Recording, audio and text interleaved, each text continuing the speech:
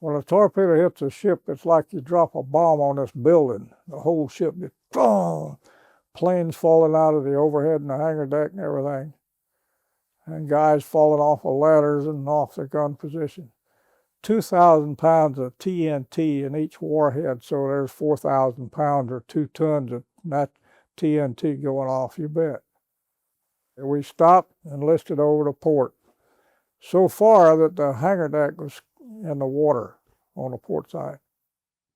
And when those torpedoes hit, the Marines were firing 20 millimeters along the catwalk, along the edge of the flight deck, and the catwalk spewed up like that and threw the Marines end over end, and they splattered on the deck or in the water or whatever. I remember that. Boy, that was vivid because I knew a lot of the Marines. We had Marines detachment in the 6th Division on the Yorktown. When they say abandon ship, we locked down everything.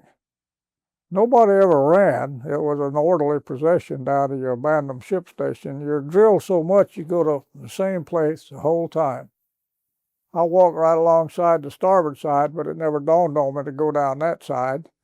I went on the bow where my abandoned ship station is. Now, funny thing, the ship was listing over to port, so therefore it became a wind vane. And it was drifting down to the starboard side, and some of the guys almost drowned because the ship kept following them on that side. So it's lucky I went off the port side. The fighter planes were up there trying to get their planes, and you could see them like watching the movies, but they didn't bother us. They were too busy trying to get away from our fighters. Because you see the Hornet and Enterprise launched there. The Hornet, all of their air group got lost on the way to the target, so they didn't get there.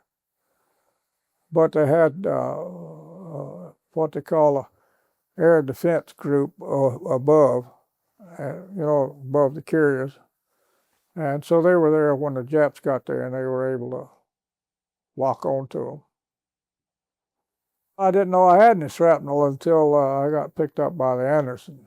And I had, the water was stinging, but I also was covered with oil, so I just thought it was natural, and they got me on a mess table on the Anderson, and I had these little tiny fragments on this side of shrapnel. But the main thing was my lung had collapsed. I did not know that until later on in Pearl Harbor, and we were sent out beyond Barber's Point, a little town called Danakula, and they had me out doing my thing, which is picking up cigarette butts and drinking leaves, a real expert.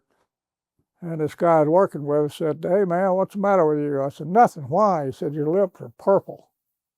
I looked at my fingernails, and they were black, lack of oxygen. So I walked in the corpsman, and he put me in a Jeep and drove me up to the hospital at Pearl, and that's when they put me in an oxygen tent and found out my lung was collapsed. So, but getting back to the battle itself, I didn't know that. I just drifted along in the water. When you're a kid, you don't feel all these things that you feel like when you get old like me. Oh, God. I hate being old. Well, on the after end of a naval vessel, there is a welded thing around both quarters, port and starboard. It's called a screw guard, and it's to keep you from getting chewed up in the screw if you fall over the side. Well, I grabbed hold of that when it stopped, but I was so weak I didn't realize, all day long without eating and swimming and carrying on. Sailors made a human chain and flipped me up on the deck. And then that's when they took me in the sick bay, and they let them. The sick bay was a mess hall. They let them dining tables down, put you up on that. And they had corpsmen and a few doctors, most of them off the Yorktown. And that's when they found the little bleedy spots along. We lost about 400 people all total, and I think we were about 2,300 counting the squadrons altogether. So it wasn't just the Anderson, the Hammond, the Hughes, and the Russell, all of our battle fleet was picking up people. Lucky for me, the Anderson came along when it did, because it was getting dark. And they were able to remove all the shrapnel? They didn't get it all until I got to the hospital in Pearl. And they didn't get all of it then. They were having to remove a lot of it with magnets because it gets my jugular. I used to have these little places come out, little itchy, and I'd mash them in their little tiny pieces of metal. In 1984, 85, while living in Jacksonville, Mayo Clinic got the rest of them out, all those years later. And it just kind of worked their way out. When a bomb hits, it's not just the shrapnel from the bomb, it tears the metal on the ship and it goes flying through the air.